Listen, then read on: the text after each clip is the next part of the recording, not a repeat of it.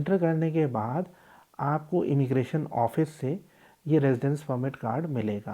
Job करने के लिए ऑस्ट्रिया जर्मनी जाना चाहते हैं, बाहर या वापस तभी जाइए जब आपको यहाँ का टीआरसी कार्ड या रेजिडेंस परमिट कार्ड मिल गया हो। हेलो दोस्तों, मेरा नाम चंद्रशेखर है और आज के इस वीडियो में हम बात करने वाले हैं हंगेरी के टीआरसी की या रेजिडेंस परमिट कार्ड की। मैं इस वीडियो में आपको बताने वाला हूं कि आपको हंगेरी का रेजिडेंस परमिट कार्ड या टीआरसी कार्ड कैसे मिल सकता है। फिर हम बात करेंगे कि हंगेरी का जो रेजिडेंस परमिट कार्ड होता है या टीआरसी कार्ड होता है उसकी वैलिडिटी कितनी होती है। फिर हम ये भी बात करेंगे कि हंगेरी के टीआरसी कार्ड पे आप क्या कर सकते हैं और क्या नहीं कर सकते हैं। इससे पहले कि हम आगे बढ़े, मैं आपसे रिक्वेस्ट करूंगा कि आप हमारे यूट्यूब चैनल को सब्सक्राइब कर लीजिए, क्योंकि मेरा पर्पज़ है आपको 100% जेन्युइन इन्फॉर्मेशन देना। तो दोस्तों, हंगेरी का जो टीआरसी कार्ड होता है या जिसे हम रेजिडेंस परमिट कार्ड बोलते हैं, वो आपको तब मिलता है जब आप हंगेरी आते हैं डी वीज़ा पे। देखिए, डी वीज़ा आपको मिलेगा आपकी जो कंट्री है या आप जिस कंट्री में रह रहे हैं वहाँ की एम्बेसी या कॉन्सलेट से।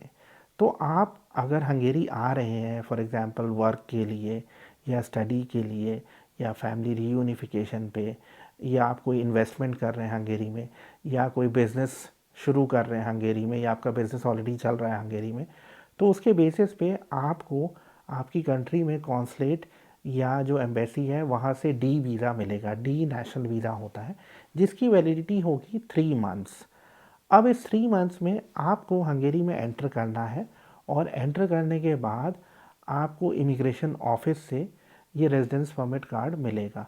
कई बारी क्या चीज़ होगा कि आप जब अराइव होंगे हंगेरी में, उससे पहले ही ये जो कार्ड है आपके एम्प्लॉयर या लॉयर के पास आ चुका होगा। ये भी पॉसिबल है। अगर ऐसा नहीं हुआ है तो आप खुद इमिग्रेशन ऑफिस में जाके इस कार्ड को कलेक्ट कर सकते हैं।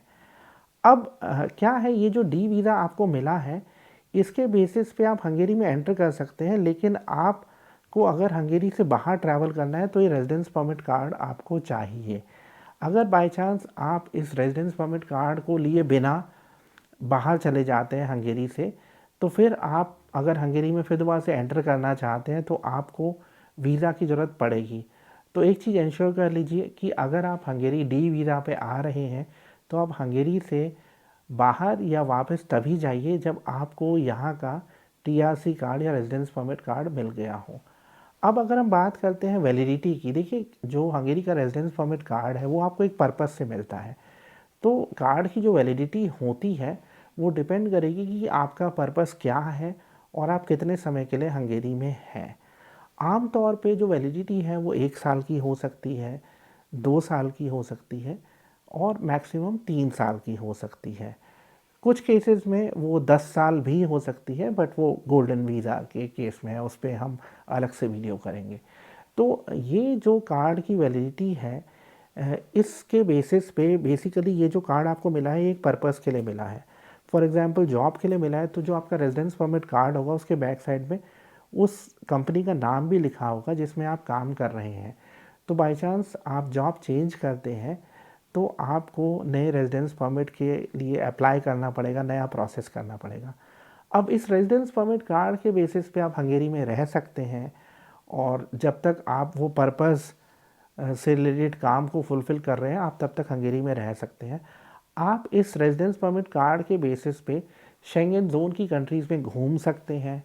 आप हंगेरी से बाहर मैक्सिमम 90 डेज़ रह सकते हैं, लेकिन आप किसी और शेंगन ज़ोन कंट्री में हंगेरियन रेजिडेंस परमिट कार्ड के बेसिस पे जॉब नहीं कर सकते हैं। ये प्लीज़ ध्यान में रखिए।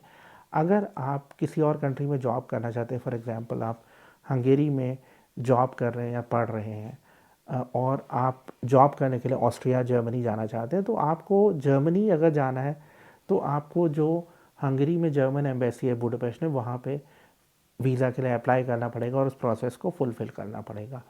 तो एक मिसकंसेप्शन रहती है लोगों को कि आप यहाँ के टीआरसी कार्ड के बेसिस पे कहीं और काम कर सकते हैं। इनफैक्ट आप हंगेरी में भी उसी कंपनी में काम कर सकते हैं जिसके थ्रू आपको ये टीआरसी कार्ड मिला। आप किसी और कंपनी में काम नहीं कर सकते हैं, और अगर आप किसी और शेंगन ज़ोन कंट्री में काम करने की सोच रहे हैं तो वो इलीगल होगा, और अगर आप ऐसे करते हुए पकड़े जाते हैं तो आपको डिपोर्ट किया जा सकता है। अब हम बात कर लेते हैं कि इस टीआरसी कार्ड के क्या क्या फ़ायदे होते हैं। देखिए क्या है, कुछ ऐसी कैटेगरीज़ हैं जिसमें आप रेजिडेंसी आपको मिलती है और आप उस रेजिडेंसी के बेसिस पे हंगेरी में रहते हैं, तो आप आगे चल के नेशनल पीआर कार्ड या हंगेरी का जो ईयू पीआर कार्ड है उसके लिए एलिजिबल हो जाते हैं। अगर आपके कोई और सवाल हैं हंगेरियन रेजिडेंस परमिट के बारे में तो आप मुझसे पूछ सकते हैं। आज के वीडियो में इतना ही। मैं जाते हुए आपसे रिक्वेस्ट करूंगा कि आप हमारे यूट्यूब चैनल को सब्सक्राइब कर लीजिए। Thank you very much.